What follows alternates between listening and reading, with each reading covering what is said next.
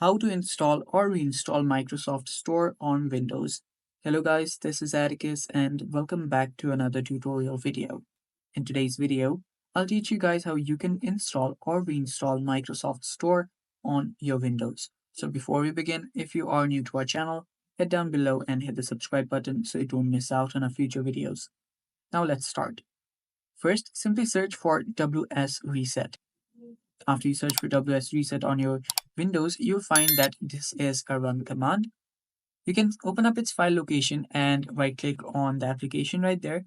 You can see it's an application. Head over to its properties and there you will see what this does. So there you can read it out what it does, and there you can see it resets your Microsoft Store without changing your accounts or anything that you've downloaded. So to run this, you cannot actually run it directly from here.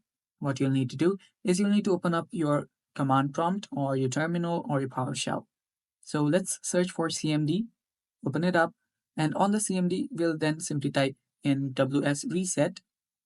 And after typing that, give a space and give a dash and I. After that, hit enter, and it won't do anything on the terminal, but after a few minutes, your Microsoft Store will appear itself. And yeah, it will reinstall or install on your device. And it's that simple. Thanks for watching. Stay tuned for more upcoming tutorial videos. And bye bye. Take care.